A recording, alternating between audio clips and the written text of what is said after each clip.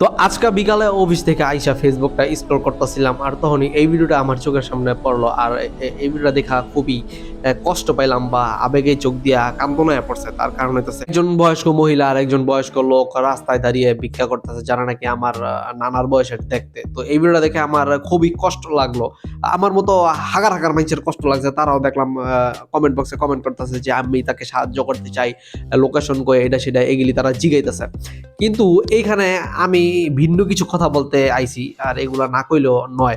সেটা হইতেছে যে ভাই, বাংলাদেশের প্রতিটা এরকম জিনিস যখন ভাইরাল হয়, তখন দেখবেন বেশিরভাগ মানুষ কমেন্টে কয় আমি সাহায্য করতে চাই, এটা করতে চাই, সেটা করতে চাই, তার ঠিকানা কই বিকাশে টাকা দিতে চাই। তারপর আবার কিছু ভাইরাল ব্যক্তিত্ব বা বলতে পারেন কুখ্যাত সাংবাদিক আর কন্টেন্ট ক্রিয়েটররা সেই সকল জায়গায় গিয়ে তাদের সাহায্য তুলে দেয়। তারপর অর্ধেকটা নিজেরা মেরা খেলায় আর অর্ধেকটা হ্যাগো দিয়ে দেয়। সো এটা একটা অন্যতম বিজনেস হয়ে গেছে।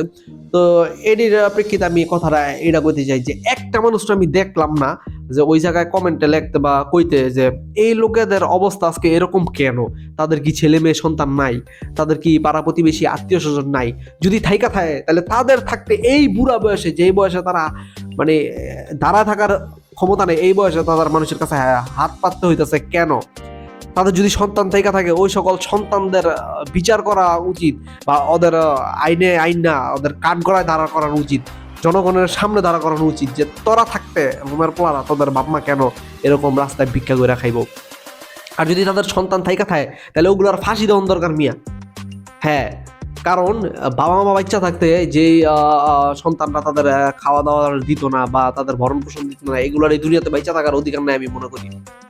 আর ওই যে পাড়া প্রতিবেশী আত্মীয় স্বজনের কথা কি কইলাম ভাই জানেন? কারণ এই পাড়া প্রতিবেশী আত্মীয় স্বজনরাই দেখবেন এই যে বিভিন্ন জিনিস ভাইরাল যখন হয় তখন কমেন্টে গিয়ে বলে যে আমি সাহায্য করতে চাই, আমি টাকা দিতে চাই, বিকাশ টাকা পাঠিয়ে দিতে চাই, বিকাশ নাম্বারটা দেন, তার লোকেশনটা কই। কিন্তু এই পাড়া প্রতিবেশী যে অনেক আছে, না খাই আছে, খাইতে পায় না, ভাত খাইতে পায় না, এরা দেখতেছে, এরপরে গিয়ে একদিন একবেলা খাউন দিত না, সাহায্য করতো না, আর এরা ফেসবুকে সুশীলগিরি মারায় কমেন্ট করে যে সাহায্য করতে চাই। এই যে যেই লোকগুলো আজকে এই যে যেই মহিলা দুটা ভিক্ষা করতেছে বা সাহায্যের জন্য হাত বাড়াইছে, এদের কি পাড়া প্রতিবেশী নাই? অবশ্যই আছে। এরা তো জানে এদের সিচুয়েশন জানলো কেন এদের আজকে হাত পাততে হইলো? কারণ তারা ইগনোর করছে, দূর তাদের ব্যাপার স্যাপার আমগো কি।